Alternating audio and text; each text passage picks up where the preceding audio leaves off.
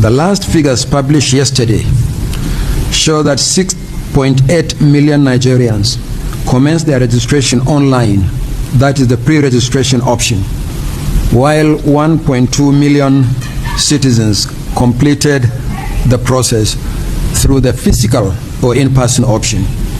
The exercise will continue until August 2026, when it will be suspended not later than 90 days before the date fixed for the general election as provided by law. As we are aware, there are a number of forthcoming elections. The preparations for some of them are either at advanced or concluding stages. The Anambra State Governorship election is holding next month, followed by the area council election in the Federal Capital Territory in February 2026, the Ekiti State Governorship election in June 2026, and the Osun Governorship election in August 2026. In addition to these off-cycle elections, we have already commenced preparations for some of the major activities for the 2027 general election, while awaiting the enactment of a new electoral act. The bill is currently before the National Assembly. It is expected that electoral reforms contained in the new act will necessitate further review of our regulations and guidelines, as well as the manuals for elections. Beyond these reviews, the Commission needs to further clean up the voters' register, review the locations of some of the polling units, and allotment of voters to them. The management of party primaries is another major area of activity. You may recall that for the last general election in 2023, the Commission processed the nomination of over 20,000 candidates.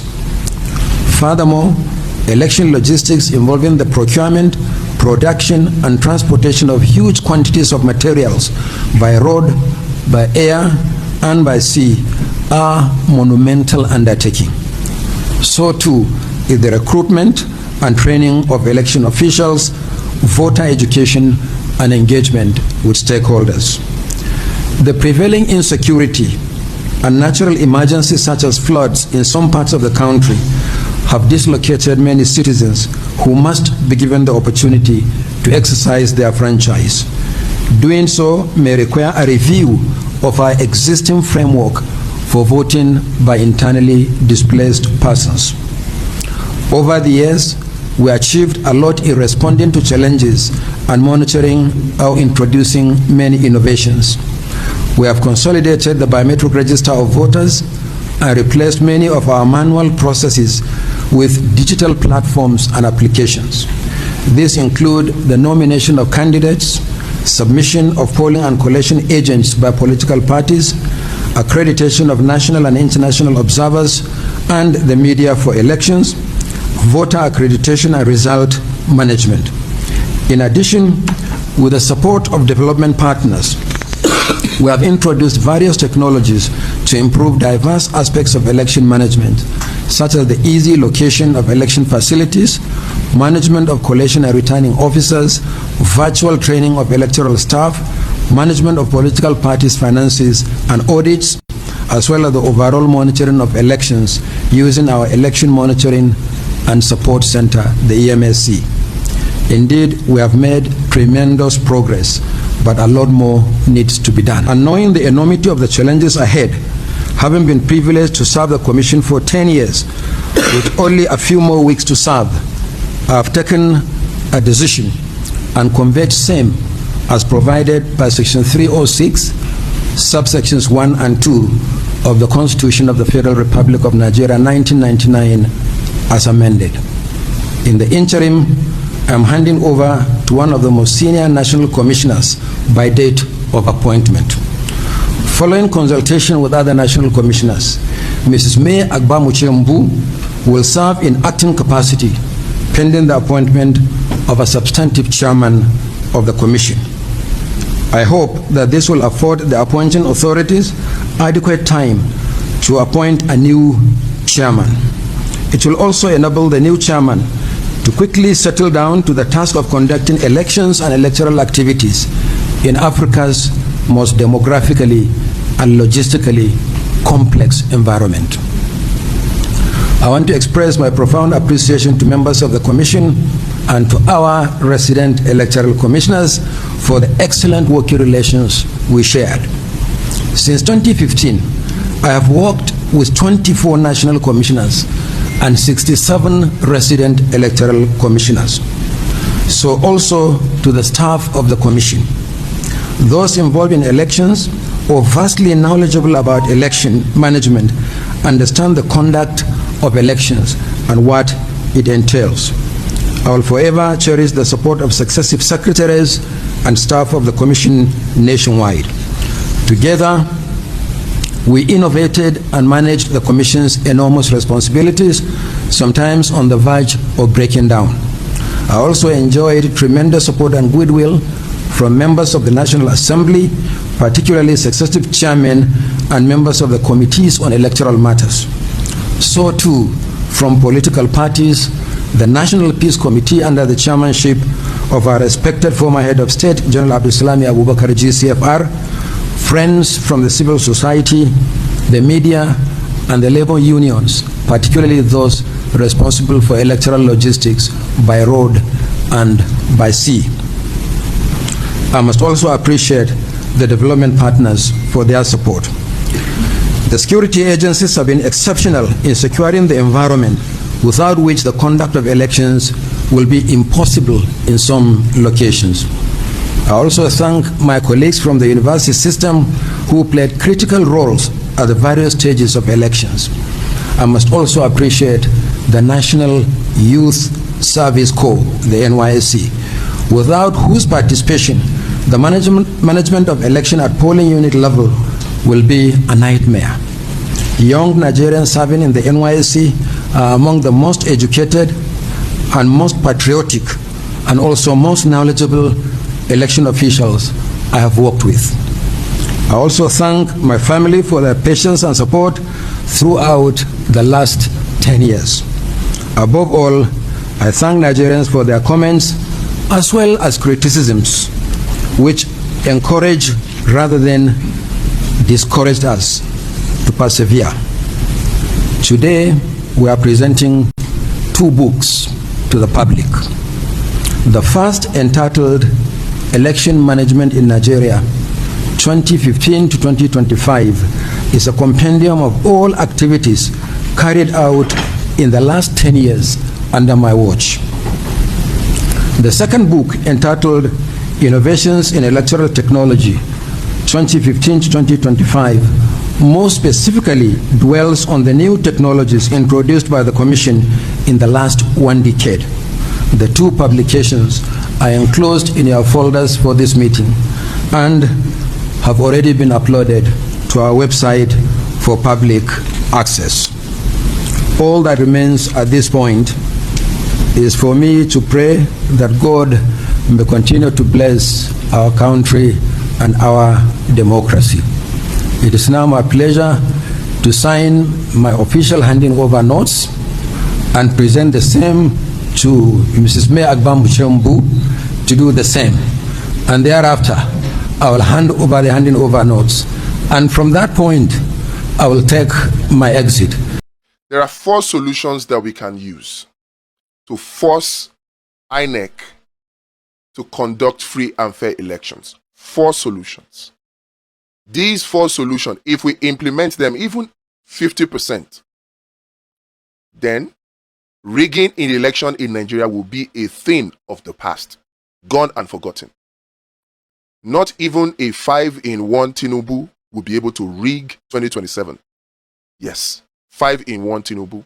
And I'm talking about Tinubu being the presidential candidate of the APC, Tinubu being the INEC chairman himself, Tinubu being the head of thugs and agbiros, Tinubu being the head of the judiciary, and Tinubu being the head of the security agencies. These are the 5 elements that you need to successfully carry out rigging in Nigeria.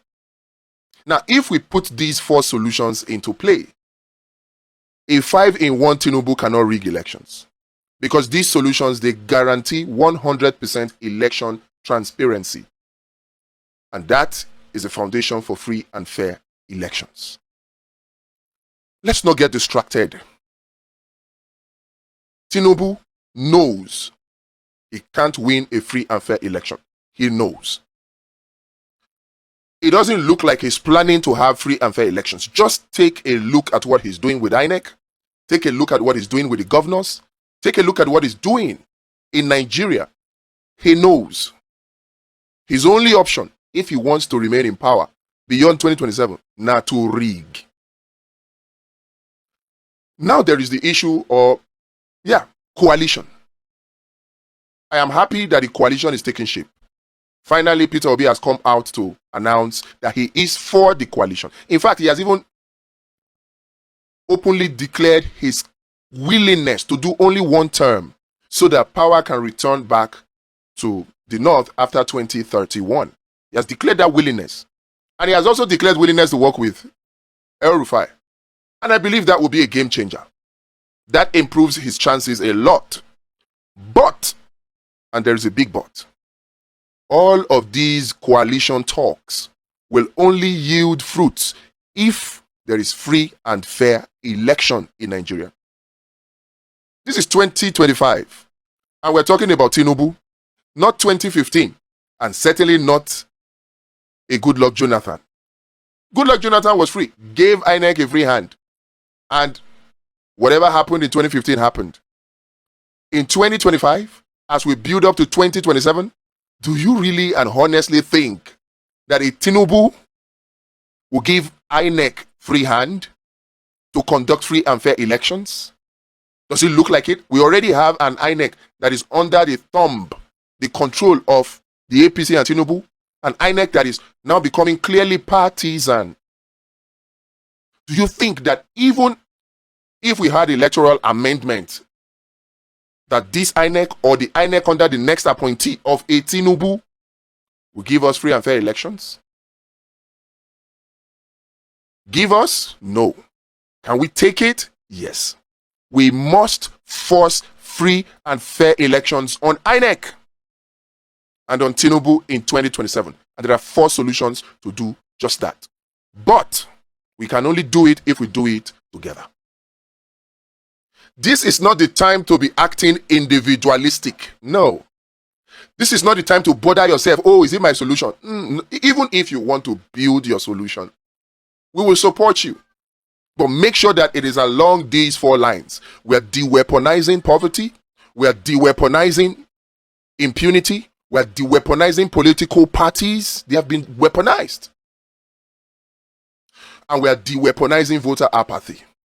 So, along these 4 lines, we must act to make sure the 2027 election is free and fair. So, what are the solutions? First and foremost, electoral reforms. Yes. But after we get electoral reforms, is that the end? The answer is no. We must take it a step further. In fact, 3 steps further. We must add parallel, electronic, real-time polling unit results transmission, collation, and display. Real-time. Parallel to whatever we can get INEC to do. Parallel. We have the application. It's Election Watch. But we need the people, polling unit marshals. How many polling units do we have in Nigeria? 189,000. Round that off to 200,000. Multiply it by 3. So we have at least 3 polling unit agents per polling unit. And each of these polling unit marshals will enter the results from the polling units. And immediately, election closes on election day. Immediately. I'm not talking about 1 hour later. No. Immediately, election closes, results are counted from the polling unit. We have the results for the whole Nigerians to see on our web portal. We have it. But we must work together to achieve this. We need you to volunteer to become a polling unit agent. This is not a partisan solution. It is not. This is not, oh, I am APC, I am PDP, I am ADC. No.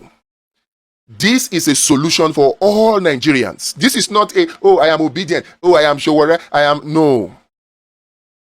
Any serious candidate, any serious Nigerian that is contesting against the APC in 2027, any serious Nigerian that wants a new Nigeria that works for everybody, must as a matter of necessity, support the solution and volunteer as a polling unit marshal. The application is already developed. We're testing it. We need you to volunteer so that we can put these measures in place. Like I said, if we have these 4 solutions in place, election watch being just one of them, it won't matter that Tinubu is 5-in-1. He will lose.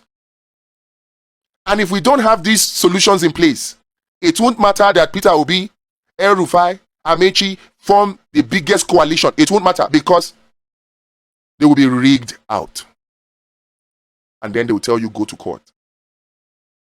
I don't want to cry after the election of February 2027, saying they rigged us out. No. We can prevent the rigging. I want to be the one with the solutions, with the evidence. And that brings us to the second solution. Calm guard. To capture admissible evidence that we can use to defend our victory in court. Admissible evidence that the judiciary cannot hide from. That INEC cannot hide from. These are solutions that we can do, but as individuals, it is impossible.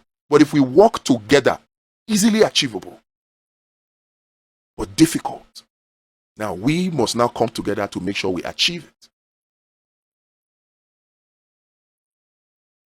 Tinubu knows that his only option to continue beyond 2027 is to rig.